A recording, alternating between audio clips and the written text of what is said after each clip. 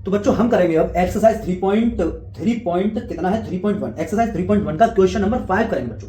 Question number 5 है जिसमें आयताकार बाग की बात कर रहा है। अब आयताकार बाग की बात कर रहा है तो हम बाद में देखते हैं चीजें, क्वेश्चन पढ़ेंगे बाद में। हमने बना लिया आयत। आयत बच्चों ऐसा होता है, ये बच्चों आयत है, ये आयत है। आयत के साथ साथ बच्चों इसमें अर्ध परिमाप के बारे में बात कही है। इसमें बात की उसने किसकी? अर्ध परिमाप की, अर्ध परिमाप की बात की। खैर हम बात करते हैं परिमाप की। परिमाप क्या चीज है? परिमाप बच्चों क्या चीज है?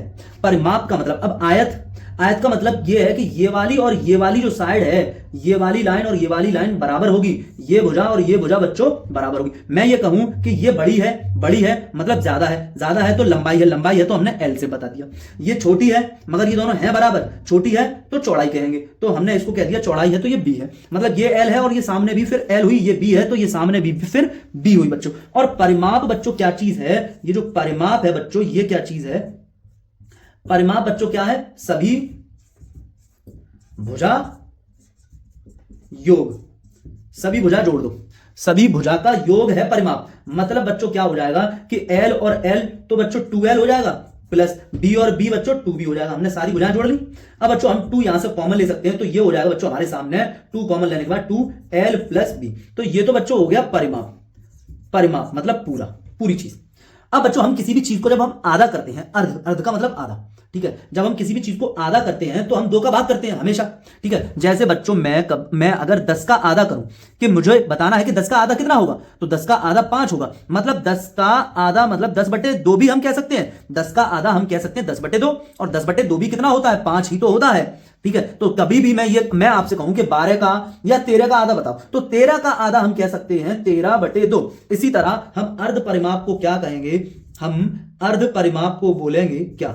अर्ध परिमाप को हम बोलेंगे कि 2 ब्रैकेट L प्लस बी पूरे के बट्टे में, तो 2 से 2 कैंसिल हो जाएगा। तो बच्चों हमारा जो अर्ध परिमाप आएगा वो आएगा L प्लस बी। हमारा बच्चों अर्ध परिमाप आया L प्लस बी। अर्ध परिमाप बच्चे आप समझ पाए कि अर्ध परिमाप कैसे है, क्या चीज है क्या नहीं है। तो अर्ध परिमाप बच्चों हमारा L प्लस बी आ गया। अब बच्चों जरा बात सुन लो। अब जो क्वेश्चन कह रहा है ना, अब हम क्वेश्चन की सुन ले जरा कि क्वेश्चन भैया तो हमसे क्या कह रहे थे कि एक आयताकार बाग है जिसकी चौड़ाई जो है, सॉरी, जिसकी लंबाई चौड़ाई से 4 मीटर अधिक है। तो हमने मान लिया कि जो लंबाई है वो हमने कह दिया कि L है, और जो चौड़ाई है वो हमने मान ली है कि वो B है।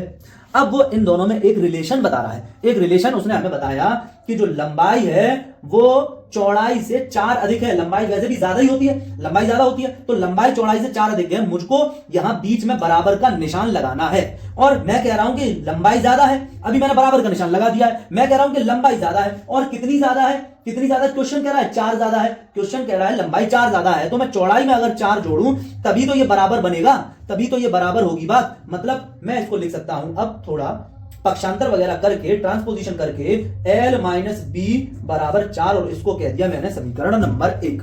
दूसरी बात उसने हमसे ये कही कि इसका अर्ध परिमाप 36 है। अर्ध परिमाप 36 है।